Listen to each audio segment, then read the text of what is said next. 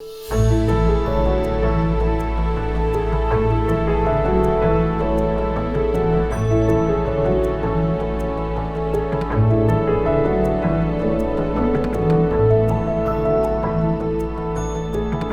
bună!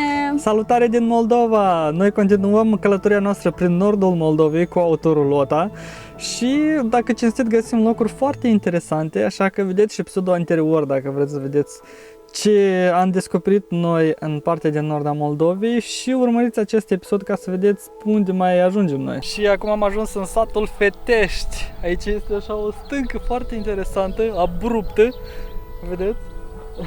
Seamănă un pic cu aceea de la Țiglău. Asta posibil e un pic mai josuță, dar în schimb e mai agresivă, așa, mai abruptă.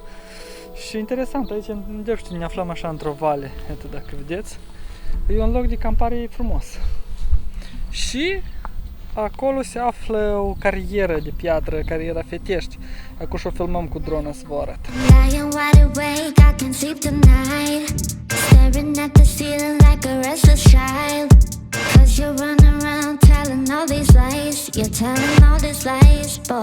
Luminița a rămas să facă mâncare acolo, dar eu o să încerc să găsesc drumul acolo sus, pe stânca aia.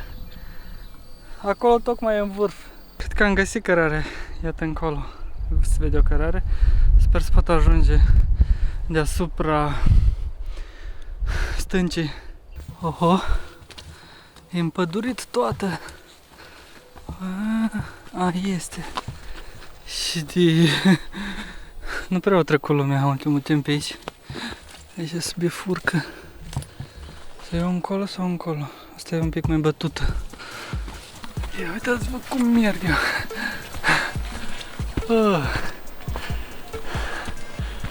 Da. Ia, cred că am ajuns sus deja.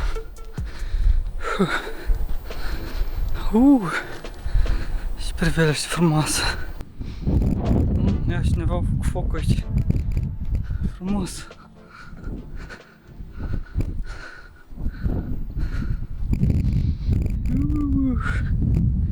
Ia.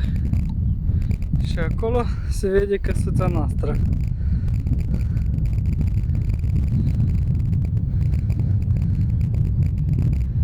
Frumos. Acolo e satul Fetești. Iată aici e satul Fetești. Și eu sunt deasupra stâncii. Și atât vedeți, acolo este cariera.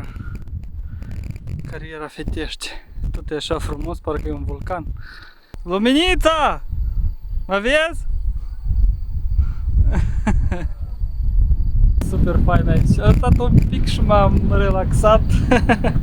M-am uitat pe priveliștea asta frumoasă și Luminița deja mă cheamă la masă.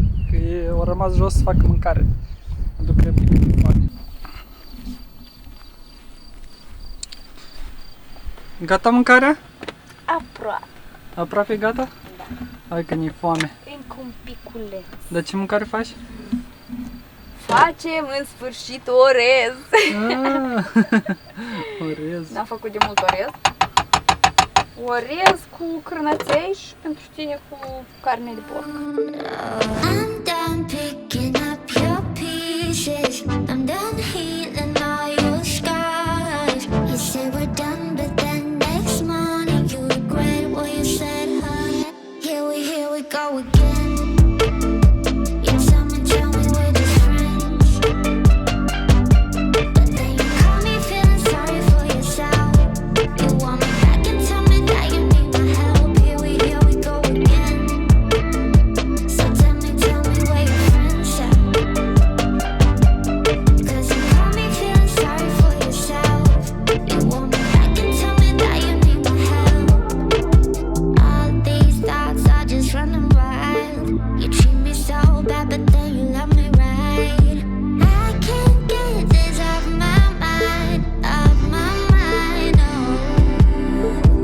I'm done picking up your pieces. I'm done healing all your scars. You say we're done, but then next morning you regret what you said, huh? Here we go again. Am găsit aici un loc frumos de unde putem să facem fotografii cu vânul și cu cariera Fetești. Se deschide un loc frumos, cred că ați văzut-o și din dronă că se vede frumos, dar de aici așa putem să facem fotografii mai artistice cu vânul. Asta este o carieră de calcar și după câte am întrebat aici niște localnici, periodic lucrează, adică ba lucrează, ba nu, așa. În orice caz e frumos, vede cum o cursă apa și-o format așa un fel de... Am impresia că sunt niște vulcani, seamănă mult cu vulcanul Batu din Indonezia. Totul e verde împrejur și numai el e alb, așa un contrast. Și deasupra acolo sus este un copac, crește pe piatră. Stay where you're at, I will be moving on without you, baby. Don't bother to come back this time. Deci am căutat cam mult noi loc de campare și în sfârșit am găsit ceva. Iată aici. Aici ca tare e rezervație peisagistică, adică de aici se începe și așa încolo e o rezervație peisagistică la castel. Și aici, dacă nu mă greșesc, e râul Draghește, da. Iată, râul Draghește. Ei, nu e rău locul, de fapt. Și încolo așa el merge și formează un fel de mini canion destul de frumușel, așa, cu dealuri de astea verzi și frumoase. Poate faci motorul cu monociclu mâine, nu? Dacă n-ați ploaie, sigur. Neața, dragilor! Iată locul nostru de campare din această seară.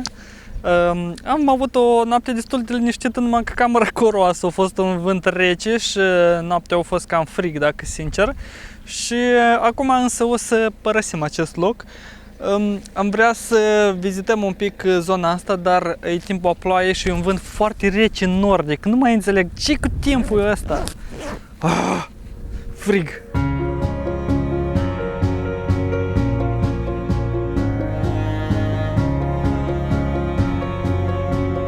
Ne-am oprit lângă mănăstirea Zăbriceni. Am făcut un mic popas pentru că Costi lucrează, Costi, da? Mă gândesc unde să ne ducem.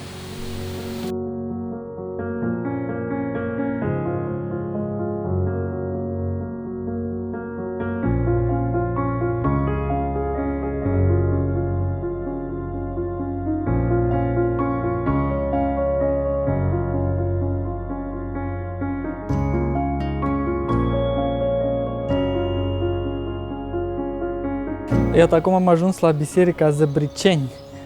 Este o biserică în apropiere de satul Zăbriceni.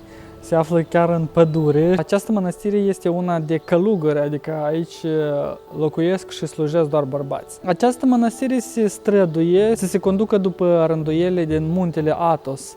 Asta este practic călăuza lor, adică ei nu se iau după alte mănăstiri din Republica Moldova, după rânduielile din Moldova, dar anume vor să se inspire de la sursă, practic, de la muntele Athos. Înainte de a se construi mănăstirea asta, a fost un complex balnear, o stație de odihnă sovietic, după care a fost convertit, practic, în mănăstire. Iată, chiar dacă ne uităm în spatele meu, biserica asta a fost o clădire simplă și ei au reconstruit-o în formă de mănăstire, au adăugat careva anexe, cupoli, ca să pară așa, ca să aibă formă de cruce și cupolile astea ca să fie clopotnițe. Mănăstirea asta este una destul de nouă, a fost fondată în anul 1999 și deci are 20 de ani abia. Și un specific foarte interesant a acestui biserici este certificatul ECO. Și anume produce foarte multe produse ECO, în special ceaiuri și diferite plante ECO. Ei chiar are certificatul ăsta și de aici este și un fel de magazin de ceaiuri unde poți să-ți cumperi ceaiuri, miere, diferite produse ECO. De asemenea, la bucătărie folosesc biogazul, care îl produc din bălegar de animal și este într-adevăr foarte interesant. Aș fi vrut să văd instalația, dar din păcate nu este posibil. La fel, electricitatea produc cu ajutorul panourilor solare și îmi place stilul lor într-un fel, știi că promovează ecologia și au o viziune mai modernă un pic decât restul mănăstirilor. E interesant, într-adevăr. Și m-a impresionat la fel că oricare oaspeț cine vine aici în Zăbriceni este servit cu un prânz și pe noi tot ne-a servit, a fost foarte gustos, chiar o masă destul de copioasă, aș spune, și este specificul lor, într-adevăr. Chiar un călugăr de aici ne-a povestit foarte multe chestii despre biserică, istoria bisericii, cum el lucrează, cum fac, adică, într-adevăr, dacă veniți aici, o să aveți o primire destul de călduroasă. La fel, în această biserică sunt cazați medici care au grijă de bolnavii de COVID-19. Iată, acolo este așa un fel de cazare, deoarece aici, în trecut, a fost și o școală de teologie, unde se preda nu doar teologie, dar toate materiile care se cuvin într-un liceu. Ei aveau elevi care stăteau aici un an întreg și locuiau, îi hrăneau, adică aveau așa un fel de cămin studențesc și acum în căminul ăla sunt primiți acești medici, deoarece n-au alte ieșiri, adică nu-i primești în altă parte, deoarece, după cum știți, medicii ar trebui să fie izolați de familia lor și respectiv ăsta este unicul loc din raionul ei de dinți unde ei au posibilitatea să cazeze în condiții cât de cât normale și gratuit, sigur. Ei au pământ agricol care îl prelucrează doar în condiții bio. Și adică nu folosesc absolut niciun fel de chimicale și inclusiv este certificat ecologic. Nu doar ei zic că e bio și atâta tot, chiar e certificat. Fiecare an vin inspectorii și verifică dacă corespunde cerințelor eco.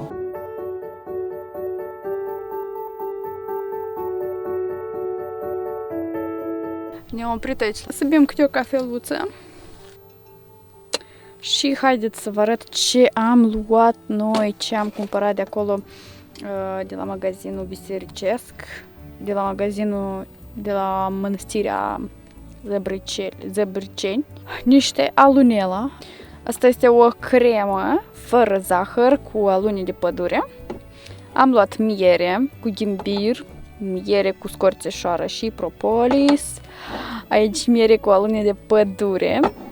Am mai luat niște siropuri, unul din păpădie, așa, tot medicinale, și unul din muguri de brad și pin. Și am mai luat și câteva ceaiuri. Iată așa un ceai, ăsta este fermentat, Ivan Ceai. Am înțeles că e foarte gustos, neapărat o să-l gustăm. Am mai luat ceai de busuioc, de pojarniță și ceai de levănțică. Și cum v-am spus, toate au, iată, certificatul ăsta eco.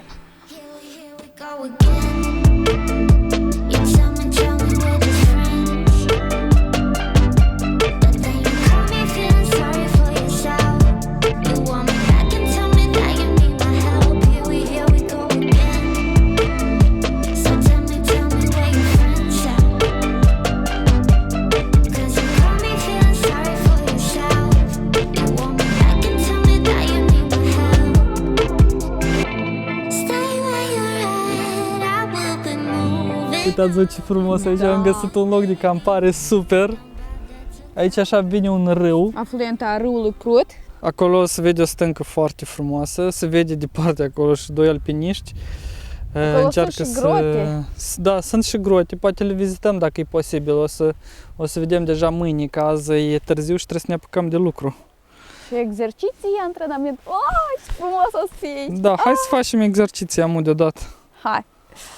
E fain aici, chiar e frumos. Da, e foarte frumos, priveliștea asta în genere. Suntem înconjurați de apă, acolo e apă și aici iarăși e apă, că râul ăsta vine așa și ne înconjoară, noi suntem acum pe un fel de peninsulă. Și totul e verde, frumos, un pic mai cald și fostă vezi fi perfect. Da, e cam rece.